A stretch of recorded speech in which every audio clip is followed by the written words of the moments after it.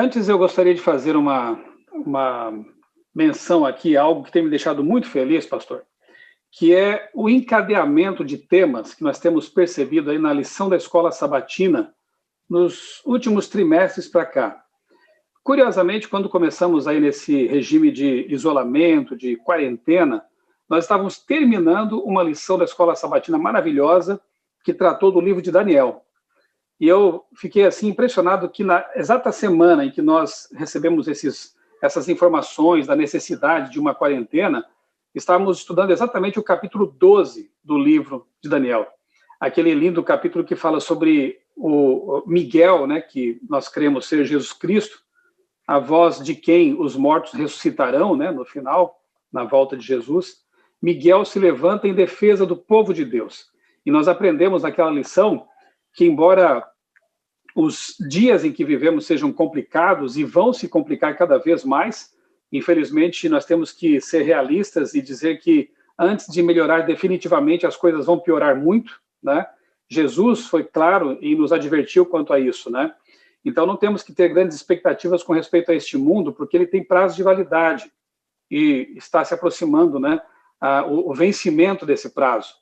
Os sinais sobre os quais vamos falar essa noite mostram que realmente as coisas estão seguindo o caminho anunciado pela profecia. E foi muito bom estudarmos ali que Miguel, Jesus Cristo, o arcanjo, né, que é Jesus Cristo, o nosso Deus poderoso, Criador do universo, ele vai proteger o povo que o aceitou como Salvador e Senhor e vai conduzi-los até o porto seguro. Então, a primeira tônica que eu gostaria de deixar com os nossos amigos nesta noite é a de que nós podemos e devemos confiar em Deus.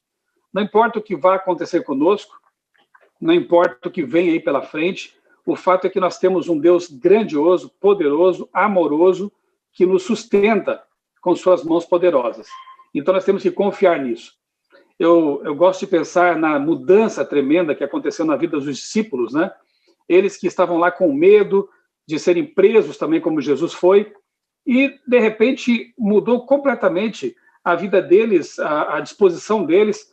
Eles que eram tímidos, tinham medo, de repente cobraram uma coragem tremenda e estavam dispostos agora a perder a vida por amor ao Evangelho e a Jesus. O que aconteceu com eles?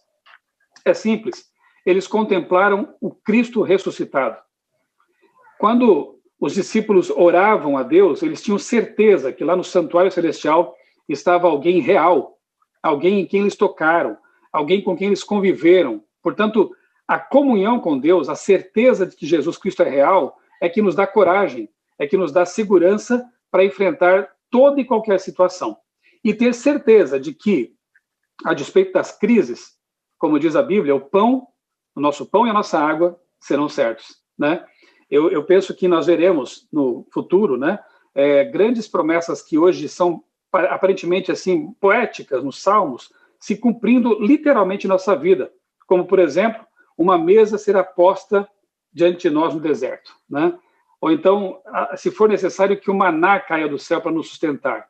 Então, repito, não tenhamos medo de nada, porque o nosso Deus é o Criador do universo, é o Criador de todos os recursos. Terminada a lição da Escola Sabatina sobre Daniel, nós começamos esta aqui, né? Como interpretar as Escrituras. Que lição importante para este momento. Por quê?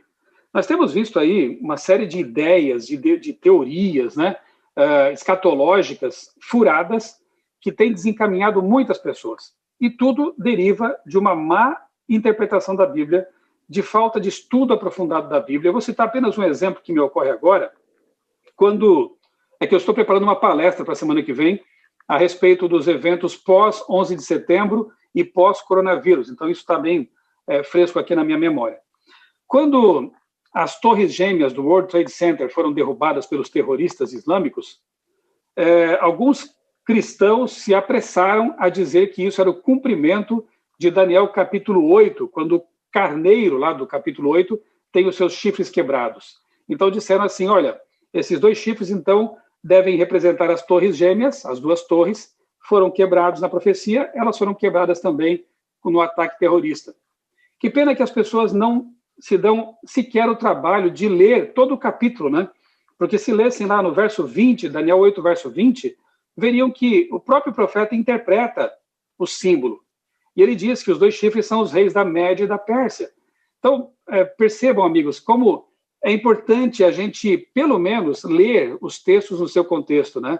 Ler o capítulo anterior, o capítulo posterior, se precisar ler o livro todo, né? Permitir que a Bíblia se explique e conhecer as ferramentas adequadas de interpretação. E que bom que nós teremos um trimestre agora para estudar durante a escola sabatina, que é essa escola mundial que os adventistas têm toda semana e recapitulam aos sábados, né, os temas. Todos são convidados a participar disso, não só adventistas, né? Que bom que teremos esse tema agora para nos ajudar a fortalecer o entendimento das Escrituras. Quem sabe após essa palestra a gente possa até falar um pouquinho sobre outras distorções. Há pessoas que pensam que um biochip poderia ser a marca da besta, né? Há pessoas que interpretam profecias historicistas que estão se cumprindo ao longo da história e estão jogando esses eventos para o futuro. Outras jogam para o passado distante, são os preteristas, né? E a gente acaba vendo assim uma série de distorções que mais atrapalham do que ajudam, mais criam problemas do que trazem realmente esperança e segurança, né? Mas, ok, vamos começar aqui com o texto. Se você tem a sua Bíblia aí, eu gostaria de convidá-lo a abri-la comigo. Em João capítulo 14, estou aqui com a minha Bíblia, João capítulo 14, versos 1 a 3, eu sei que é um texto bem conhecido, eu louvo a Deus se você sabe de memória, porque é uma das mais maravilhosas promessas que encontramos na Bíblia, nos Evangelhos, quando Cristo, se despedindo de seus discípulos no último jantar, na última ceia, ele diz assim para eles: não se turbe o vosso coração, credes em Deus, crede também em mim. Na casa de meu pai há muitas moradas. Se não for assim, eu vou teria dito, pois vou preparar-vos lugar. E quando eu for e vos preparar lugar, voltarei e vos receberei para mim mesmo, para que onde eu estou, estejais vós também. Nós sabemos que Jesus ascendeu aos céus, portanto ele está lá no céu. E ele diz que virá nos buscar para nos levar para o lugar onde ele está. Portanto, Jesus vem nos levar para o céu. E nós sabemos, né, que a Bíblia contém mais de 2.000 e poucas promessas como essa aqui, né? Jesus disse isso. Em Atos capítulo 1, versos 10 e 11, encontramos ali a cena da ascensão de Cristo. Ele, ressurreto, passou alguns dias com os discípulos, orientando a igreja nascente, e chegou o momento de ele partir e iniciar seu ministério especial no santuário celestial. E nessa subida para o céu, eu gosto de imaginar a cena: Jesus olha para baixo, vê seus discípulos ali com o rosto triste. É claro que eles sabiam que era uma despedida temporária, que dali a algum tempo eles veriam de novo Jesus, porque ele prometeu para eles, eles criam nele. Mas é como a morte, né? Nós que cremos que a morte é um estado de inconsciência, um sono, mesmo assim nos entristecemos pela separação. Não sabemos quantos anos ainda esperaremos para que possamos rever nossos queridos que morreram em Cristo. Sabemos que eles ressuscitarão, mas não sabemos quando será.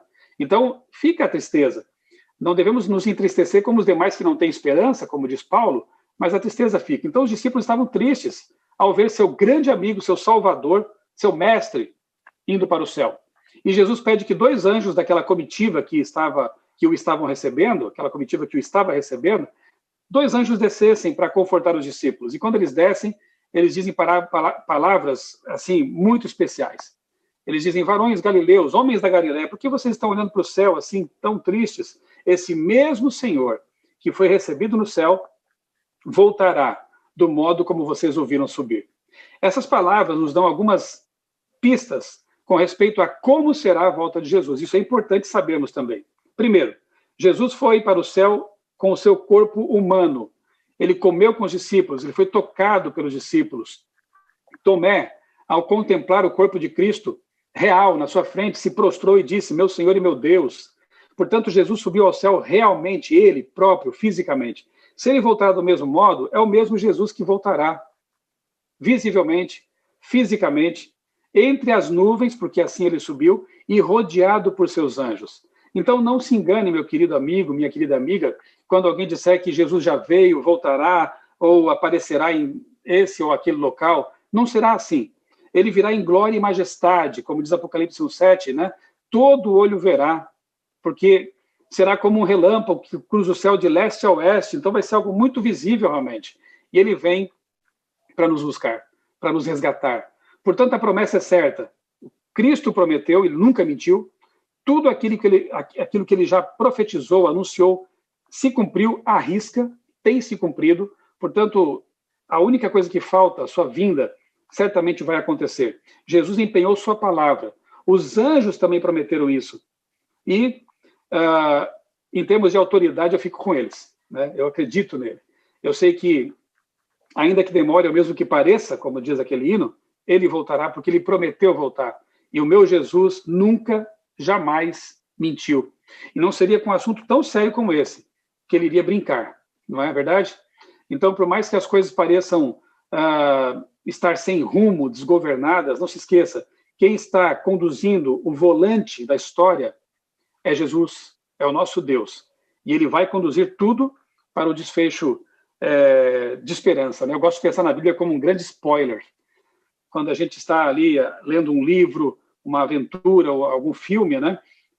Durante a trama podem surgir situações angustiantes, preocupantes, mas quando a gente sabe o fim, a gente fica mais tranquilo, porque sabe que o desfecho, no final ali, o mocinho vence, né? Então a Bíblia é um grande spoiler nesse sentido, ela já anuncia, olha, as coisas ficarão difíceis, e estão, mas no fim, a vitória é certa. No fim, o dragão vai ser derrotado pelo cordeiro, né? Essa é a promessa que encontramos na Bíblia. Ok, vamos agora analisar aqui. Eu vou deixar também depois um link aqui para vocês dessa apresentação. É um Prezi, eu tenho lá a minha página, né? Aliás, você pode ir ao meu blog outraleitura.com.br. No menu superior tem lá um botãozinho que é chamado Prezi. Se você clicar nesse botão, você tem acesso às minhas apresentações, como esta aqui, por exemplo. Você pode depois recapitular as passagens, usar esse material se quiser, em pequenos grupos, para você mesmo estudar. Eu vi essa semana um cartoon, eu achei bem interessante, não sei se você recebeu isso, mas está ali Satanás dialogando com Deus, e Satanás tenta debochar de Deus, dizendo assim, viu só como eu fechei as suas igrejas? E Deus responde assim, você está enganado, eu abri uma em cada casa. Veja que interessante, né? Aquilo que o diabo pensa ser uma maldição acaba se tornando uma bênção, porque as pessoas estão redescobrindo a importância do culto familiar, por exemplo. Pessoas que antes estavam assim distanciadas, talvez correndo demais por causa do trabalho, enfim, estão ali agora em casa. Por exemplo, eu estou com a minha filha mais velha aqui, que faz faculdade, está tendo aulas online. Meus filhos mais novos estão de férias agora. Então a família está aqui. Eu estou trabalhando em regime de home office. E, graças a Deus eu tenho essa possibilidade. Alguns não têm, eu sei disso, né? Então, por que não aproveitar essa fase, essa crise, para estreitar os laços entre a família também? Para orar mais, para reunir ali com os filhos e cantar louvores a Deus, estudar a Bíblia, né? Que momento apropriado. Eu penso assim que Deus está nos oferecendo uma oportunidade de reconsagração. Deus não causa tragédias. Deus não origina essas coisas. Sabemos disso, né? Isso tem que ver com um grande conflito. Satanás é o originador dessas calamidades. Mas Deus as usa, como diz C.S. Lewis, como um megafone às vezes. Deus fala sussurrando, Deus usa recursos tranquilos para nos alcançar, mas quando percebe que nós estamos distantes e poderemos talvez até perder a vida eterna, ele é obrigado a usar um megafone, é obrigado a levantar a voz. Mas não se esqueça, o objetivo é salvar. E eu creio que essa crise tem sido usada assim por Deus para nos mostrar mais uma vez o que realmente é importante na vida. Não adianta a gente correr somente atrás das coisas físicas, materiais, não adianta a gente só pensar em pós-graduações, graduações, títulos e deixar de lado as coisas essenciais, que são Deus, nossa comunhão com Ele, e a família. Isso não tem preço, né? E são valores inegociáveis. Que nessa crise possamos pensar um pouco nisso também, né? E fazer de cada lar uma igreja mesmo, né? Outra coisa, quando passar a crise, que nós possamos dar valor à igreja física, lá ao templo, né? Quem sabe seja o momento de a gente pensar assim, fez falta, eu senti falta dos meus irmãos, da minha casa de oração. Então vamos encher as igrejas às quartas-feiras, domingos, sábados, estejamos lá. Vamos mostrar que realmente a igreja é importante em nossa vida, né? Não deixemos de nos congregar, como diz lá o apóstolo Paulo, né? Mas nos congreguemos para nos fortalecer. E enquanto isso não acontece, repito, que cada casa seja uma igreja e de que de cada casa a luz da verdade possa irradiar. Quem sabe você possa enviar depois por WhatsApp, pelos recursos aí de contato com as pessoas, né? Por e-mail, um áudio, um vídeo, um texto, falando que você ama essa pessoa e quer que ela esteja com você no céu um dia. As pessoas estão receptivas. Eu li uma notícia que me deixou contente, entre tantas outras tristes, né? A Bíblia está sendo vendida mais agora do que antes, né? Então, as pessoas se voltam para Deus, né? Algumas se voltam para Deus, e esse é o momento oportuno para nós fazermos um grande trabalho em favor das pessoas para o nosso Deus, tá bem? Sinais do fim, Mateus 24, verso 5, ali encontramos aquele texto em que Jesus diz, cuidado porque virão falsos cristos e falsos profetas. Então, por que é importante estudarmos os sinais bíblicos que apontam para a volta de Jesus? Porque Satanás colocaria falsas placas pelo caminho. Eu mencionei algumas agora na introdução, depois podemos falar de outras, né? Mas o diabo tenta desviar a atenção das pessoas de um assunto tão importante como é a volta de Jesus e os sinais que apontam para ela. Por isso é importante estudarmos os verdadeiros sinais.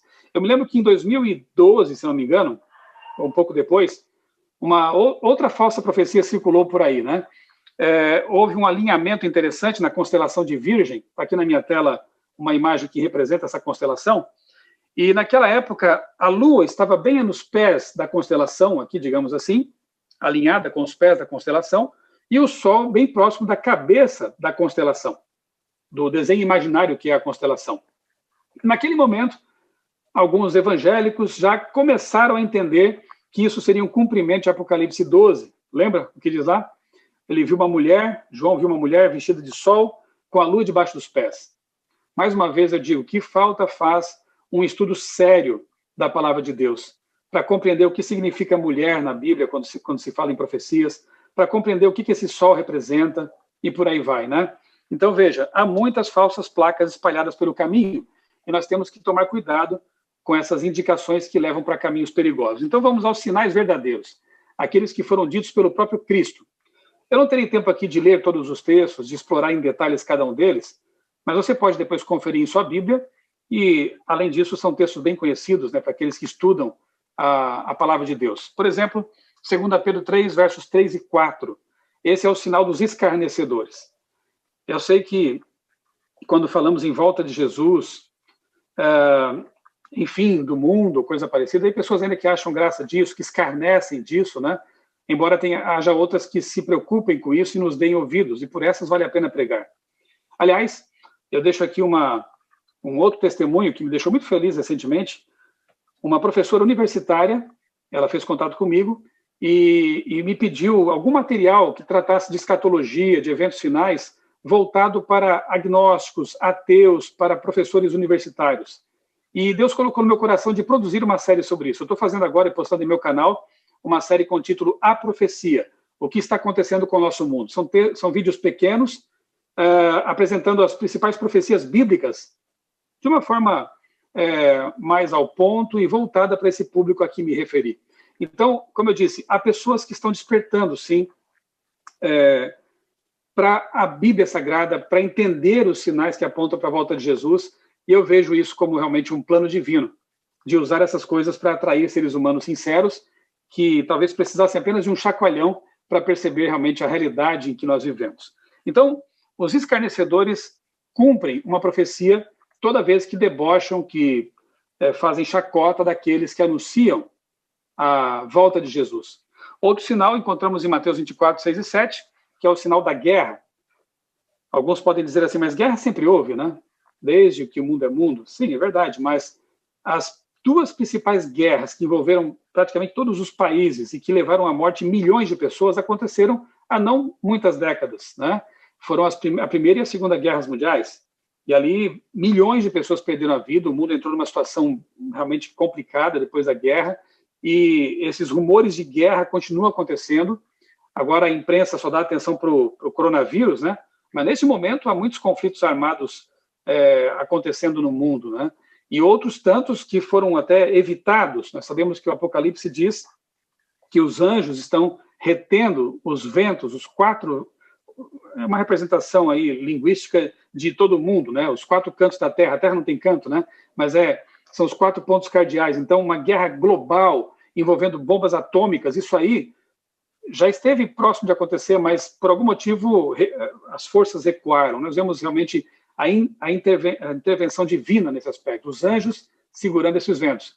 Mas guerras e rumores de guerras nós temos visto acontecer já há algum tempo e se intensificando, né? Cada vez mais. O sinal da fome, infelizmente, Mateus 24, verso 7, né? Não deveria haver, porque recursos ainda existem no mundo, mas a injustiça, a desigualdade, a falta de amor, que é outro anúncio do fim, né? O amor se esfriando, lamentavelmente tem levado muitas pessoas a essa mazela da fome. Neste exato momento de crise, nós como igreja temos que estar preocupados com isso também. Pode ser que a nosso ao redor, vizinhos, pessoas que nós conhecemos podem estar passando necessidades e nós temos que atender essas pessoas. Temos que, como igreja, ser a mão de Deus na sociedade, ajudando aqueles que estão sofrendo mais do que nós, né? As 4 maiores fomes de toda a história aconteceram no século XX.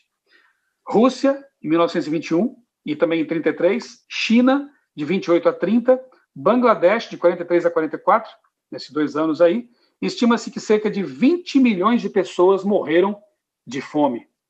Então, você vê a intensidade do sinal cada vez maior, né? A gente até a Bíblia compara isso com as dores de parto, né? À medida que as contrações vão se tornando menos espaçadas e mais intensas, isso é um sinal de que o bebê está chegando, né? E Jesus, ele compara dessa forma também na Bíblia os sinais da sua vinda. Eles se tornam cada vez mais frequentes e mais intensos também. O sinal da pestilência, Mateus 24, verso 7. O século passado testemunhou também uma das maiores pestilências de toda a história, a gripe espanhola de 1918, né? Foram 21 milhões de pessoas vitimadas por essa peste, né? E nós estamos passando por isso nesse momento também, né? A letalidade não é tão grande, mas devido à globalização, o mundo foi afetado, né? Todo o planeta está envolvido nessa situação de crise epidêmica, pandêmica, causada pelo novo coronavírus. Então, é outro sinal que se cumpre aí debaixo dos nossos narizes, né? O sinal dos terremotos, Mateus 24, verso 7, é outro sinal que tem sido, talvez, pouco analisado nesse momento por causa da presença constante da Covid-19 na mídia, mas, não sei se você sabe, mas há 2 semanas houve um terremoto de 7 ponto alguma coisa graus de magnitude lá na região de Utah, que fica ali, onde fica ali o supervulcão Yellowstone. Então, a preocupação é bem grande com aquela região. Eu volto daqui a pouco a esse tema aí, esse assunto. Outra preocupação é com respeito ao Big One, o terremoto que pode destruir boa parte da costa oeste dos Estados Unidos, da Califórnia. É um terremoto aguardado, não se diz mais será que vai acontecer. A pergunta é quando vai acontecer. E quanto mais o tempo passa, pior, porque a tensão ali entre as placas tectônicas vai se intensificando. E quando essa placa é liberada, aí o terremoto pode vir devastador. E um terremoto desse tipo, nesse momento, seria um amplificador de crise econômica muito grande, que já está estabelecida pela pandemia, né? E, enfim, dezenas de vulcões entraram em erupção há 2 semanas também, quando o vulcão Krakatoa, famoso vulcão Krakatoa, entrou em erupção de novo. Então, a atividade geológica tem sido bem intensa nesse momento, mas, como eu disse, a mídia não tem dado muito espaço para isso, porque ela está, nesse momento, sequestrada por um tema praticamente único, né? 2 Timóteo 3, 1 a 3, o sinal dos tempos difíceis. Quando você lê 2 Timóteo 3, parece que estamos lendo um raio-x do nosso momento, do nosso mundo, do tempo que estamos vivendo, nos aspectos moral, físico, comportamental. E aqui menciona realmente tempos muito difíceis. Não preciso nem me demorar nisso, né? Porque todos nós experimentamos essa realidade. Lucas 21, 25 e 26, sinal do temor. Pessoas desmaiando na expectativa do que vai acontecer, como será o futuro, que futuro me aguarda, o que espera, né, pela gente lá adiante. Outro sinal se cumprindo agora. E Mateus 24, 37 a 39, o sinal dos dias de Noé. Nós estudamos essa semana que passou a lição da Escola Sabatina que fala sobre Jesus e a Bíblia, o que Jesus pensava sobre a Bíblia. Para Jesus, Adão e Eva eram personagens reais, claro, porque ele os criou, E para Jesus também o dilúvio foi um evento literal, real, histórico, tanto que Jesus relaciona esses dois eventos, o dilúvio e a sua segunda vinda. E ele diz que assim como foi no tempo de Noé, os dias que antecedem sua vinda serão assim também, ou seja, as pessoas não estão preocupadas talvez com a sua vida espiritual, com o que vai acontecer, duvidam do que vai acontecer, só que como aconteceu o dilúvio e há evidências geológicas aos montes aí no nosso planeta, evidências históricas também, a segunda vinda vai acontecer também. Que nós não estejamos distraídos, né, a ponto de perder o momento em que a porta vai se fechar, a porta da arca, a porta da graça, e aí, infelizmente, muitas pessoas ficarão fora disso. Não sejamos esses, né, que nós estejamos dentro, protegidos, salvos. Outro sinal, que na verdade é o sinal determinante do fim, porque tudo isso que eu falei aqui de Mateus e Lucas, Jesus diz que é o princípio, né? Isso tudo vai acontecer antes, mas há um sinal que Jesus anunciou e que, graças a Deus, está sendo cumprido também neste momento, e em grande medida pela tecnologia que Deus permitiu ser desenvolvida. Quando pensaríamos 10, 20 anos atrás que estaríamos nesse momento realizando um culto online para milhares de pessoas? Veja o que Deus nos permitiu ter em mãos para terminar a obra. É o sinal da pregação do Evangelho, da volta de Jesus. E este Evangelho do Reino será pregado em todo o mundo, para testemunhar todas as nações. E então virá o fim. Então nós temos uma participação também nesse processo, não é verdade?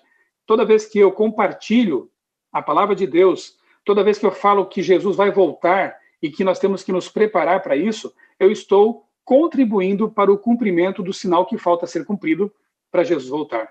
O sinal da pregação do Evangelho. Mas eu vou te apresentar agora um sinal que talvez você não tenha ouvido falar muito dele, é pouco falado realmente, mas ele é bem determinante também.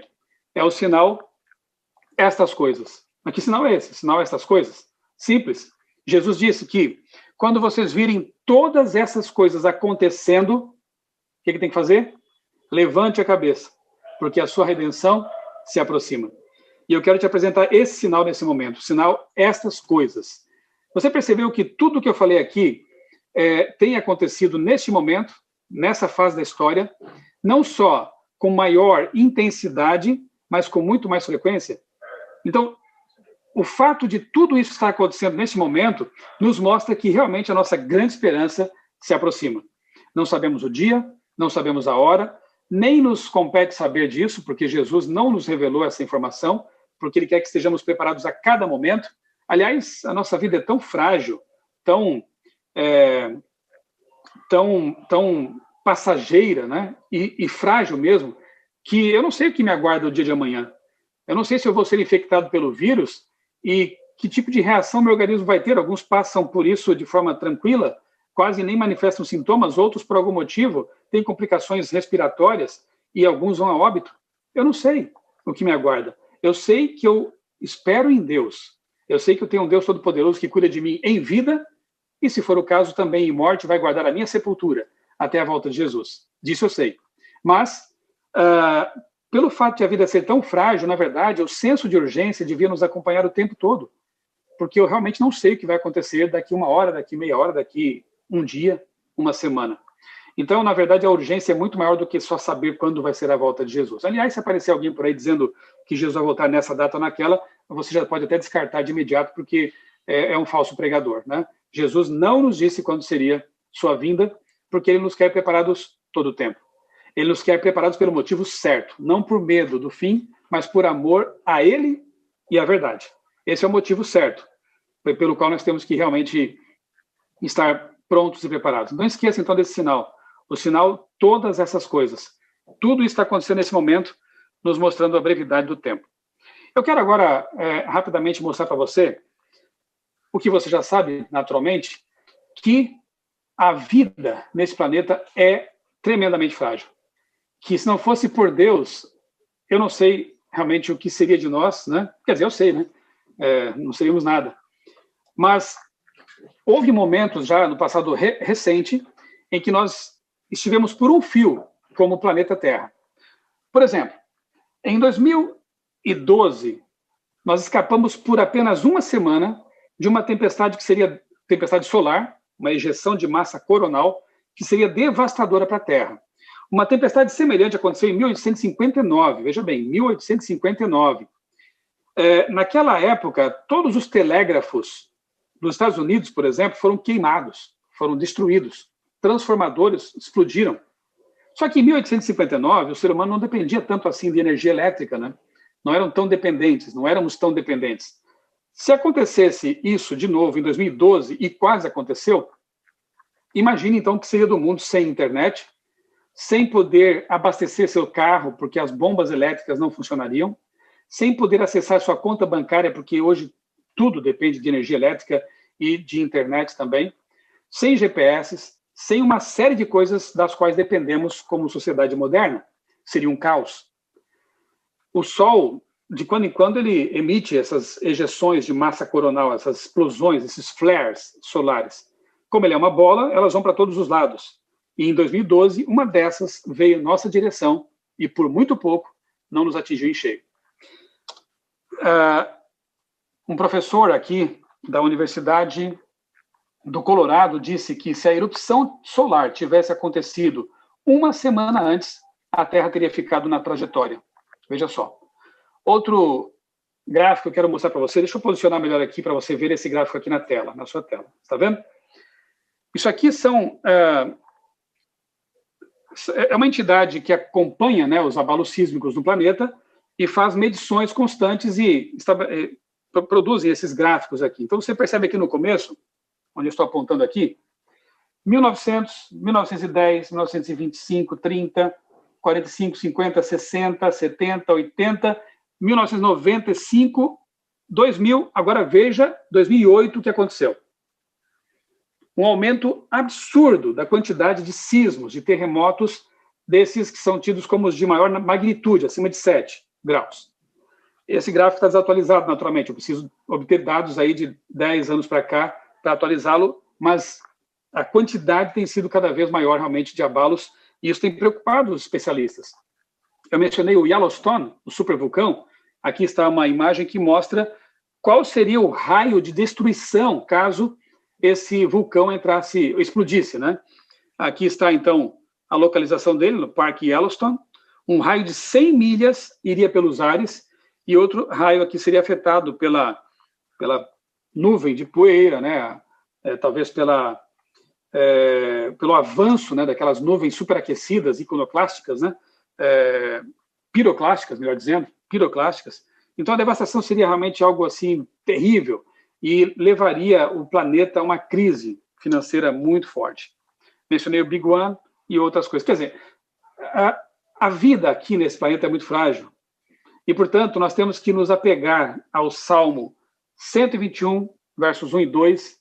Os versos dizem assim: levanto os meus olhos para os montes e pergunto, de onde me vem o socorro? O meu socorro vem do Senhor, que fez os céus e a terra. Não há montanha que possa nos proteger nesse mundo perigoso. Não há conta bancária, não há saúde física, não há nada que nos possa proteger nesse mundo não ideal, nesse mundo afetado gravemente pelo pecado. Há uma única esperança: o nosso Deus que fez os céus e a terra. Então eu quero convidar você mais uma vez a confiar em Deus, a colocar sua vida nas mãos de Deus, porque só ali encontramos segurança. Eu espero não ter assustado ninguém, mas eu tenho que ser realista. Este não é o nosso lar. Este mundo não é o ideal. Este mundo é perigoso. Ele é frágil. E qualquer dessas coisas pode realmente levar a espécie humana à extinção, não fosse Deus estar preparando algo muito melhor para nós.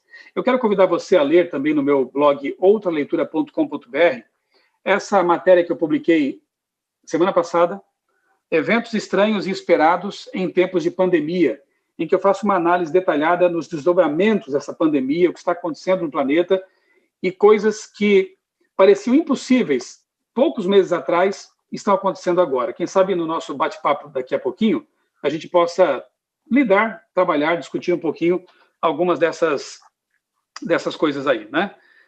Outro texto bonito, 2 Pedro 3,9, diz que o Senhor não retarda a sua promessa, mas é paciente para com vocês, não querendo que ninguém se perca, mas que todos cheguem ao arrependimento. E eu vou encerrar contando uma breve história de um amigo, um grande amigo, lá de Santa Catarina, da minha cidade, Criciúma, chamado William Bittencourt. Eu conheci o William quando ele tinha 15 anos de idade. Eu fui convidado, na época, a dar algumas palestras sobre o Apocalipse na escola em que o William estudava. Com o tempo, os pais acabaram achando aquilo ruim, depois eu não fui expulso, mas me convidaram a parar com aquela série ali naquela escola não confessional, uma escola pública. Mas o William foi um presente que Deus me deu, porque de todos aqueles jovens para quem eu também era bem jovem na época, eu tinha lá meus 19, 20 anos, o William tinha 15. De todos aqueles jovens que ouviram as minhas palestras e aulas sobre o Apocalipse, o William era o que mais manifestava interesse. E, frequentemente, quando eu terminava ali a aula à noite, ele me acompanhava, e depois eu descobri que ele morava próximo da minha casa, e, frequentemente, ele ia para a minha casa e nós passávamos, assim, horas de madrugada até estudando a Bíblia juntos. Para resumir a história, depois de alguns meses, o William foi batizado. Eu tive a alegria de ver esse meu amigo, esse jovem, ser batizado. Acontece que no ano seguinte eu tive que mudar de cidade, porque eu fui aprovado no vestibular da Federal de Santa Catarina, como eu disse no começo, então mudei de Criciúma para Florianópolis, para estudar lá. E não pude mais dar aquela atenção, aquele acompanhamento espiritual a esse meu filho na fé, recém-convertido. Infelizmente, com o tempo, o William voltou a se relacionar com os amigos de antes, foi se afastando gradualmente da igreja, e numa última vez que nós nos vimos, antes de ele abandonar por completo os caminhos de Deus, nós dois choramos juntos. E ele dizia assim para mim: Michelson, eu preferia não saber de tudo que você me ensinou, porque hoje eu não me sinto feliz nem lá fora, nem aqui dentro. Hoje eu me sinto uma formiga fora do formigueiro, não esqueço dessas palavras. E eu disse assim: William, eu disse isso com lágrimas correndo pelo rosto, eu disse: William, eu não me arrependo de nada do que eu fiz. Eu te apresentei o que eu tinha de mais precioso, o meu Senhor, o meu Salvador Jesus Cristo. E eu vou orar por você todos os dias, até você voltar para os braços de Jesus, até você voltar para a igreja. Irmãos, 16 anos se passaram. Um dia, e tem um detalhe, o William é um rapaz muito inteligente, e ele era bastante ambicioso, ele dizia assim: eu quero prosperar, eu quero comprar um carro do ano, ter um apartamento de cobertura, quero ser bem-sucedido. E, de fato, ele conseguiu. Ele estudou Direito, Ciências Contábeis, fundou uma empresa, comprou o carro do ano que ele queria, comprou um apartamento de cobertura, e um dia estava no escritório, apareceu um cliente que lhe fez uma pergunta que o deixou pensativo. O cliente perguntou: William, do nada ele perguntou isso, né? Você tem alguma religião? O William parou assim, titubeou um pouco na resposta, mas disse: olha, eu já tive uma religião, já fui adventista do sétimo dia. E o cliente aí arregalou os olhos e disse: William, eu sou adventista do sétimo dia. Olha que coisa. Posso convidar o pastor para vir aqui no seu escritório, sexta-feira, para conversar? O William se sentiu assim, meio acuado, né? Mas querendo talvez agradar o cliente, disse: tudo bem, eu aceito a visita. Quando o pastor chegou na sexta-feira para conversar com ele, percebeu que ele já conhecia a mensagem bíblica adventista. Ele só fez um convite, falou: William, eu quero convidar você para ir à igreja amanhã. Vai vir um coral muito bonito aí para cantar, vem um pastor da associação para pregar aqui, vai ser um congresso, vá à igreja, por favor. O William deu aquela resposta que a gente não gosta muito de ouvir de brasileiros, né? Se der, eu vou. Geralmente a resposta aí nesse caso é não, né? Mas enfim, ele acabou indo, graças a Deus. O Espírito Santo o moveu, ele foi à igreja, sentou no fundo, não queria ser visto por pessoas que pudessem conhecê-lo, tinha vergonha, talvez isso. Irmãos, naquela manhã o pastor pregou sobre o jovem rico. E o William chorou o culto inteiro porque entendeu que a mensagem era para ele, o jovem rico, que precisava deixar o amor às riquezas para seguir Jesus. O William saiu logo da igreja para que ninguém o encontrasse à saída, foi para casa, fechou a porta do quarto, se ajoelhou ali ao pé da cama e fez uma oração. Senhor, eu entendo que tu estás me chamando. Eu preciso de um sinal ainda. Eu vou abrir a Bíblia nesse momento e eu quero que tu fales comigo. Deus também faz isso às vezes, né? E aí o William abriu a Bíblia, sabe que texto? O jovem rico. E naquele momento ele se entregou a Jesus. Eu tenho aqui a foto do batismo dele. Foi em 2009. Irmãos, ele voltou para Cristo e tem sido uma bênção na Igreja Central de Criciúma. O William é um ancião da igreja, ele liderou a construção da Escola Adventista lá em Criciúma, tem uma família linda, é uma bênção, um grande missionário. Eu louvo a Deus porque o Espírito Santo nunca desistiu desse jovem. 16 anos orando por ele. Eu não sei se você tem orado por seu esposo, por sua esposa, por tantos anos assim, mas uma coisa eu sei, não deve desistir disso. continue orando, continue acreditando. Não sei quanto tempo você tem orado para o seu filho, que talvez esteja afastado de Jesus, mas uma coisa eu digo, não desista dele, continue orando por ele. O tempo vai passar, algumas coisas vão acontecer e talvez nesse momento de crise mesmo, essa pessoa por quem você tem orado vai parar um pouco para pensar na vida, em como está levando a vida dela. O William teve tempo de voltar. E eu falo com você nessa noite também, que talvez esteja com o pé na igreja, mas com o pensamento lá fora, quem sabe pensando em deixar os caminhos de Jesus. Não é hora de fazermos mais isso, viu? Nunca deveríamos fazer isso, né? Mas especialmente agora, em que todas essas coisas estão acontecendo. É hora de voltar para Jesus, meu amigo, minha amiga. É hora de você estreitar a sua amizade com Cristo, de permanecer firmemente ligado ao nosso Deus e Salvador, porque em breve ele voltará. O William teve tempo, você também tem. Ainda dá tempo de voltar para Jesus. E eu espero que você aproveite esse momento para, não por medo, mas por amor ao Salvador, por tudo que ele fez e tem feito por você. Que você aproveite esse momento para realmente se tornar um cristão de verdade. Para quando essa crise passar, você sair pelas ruas anunciando que Jesus vai voltar e que ele quer uma geração preparada para recebê-lo. Que Deus abençoe grandemente a sua vida e também a sua família. Esse é o meu desejo para você. Amém.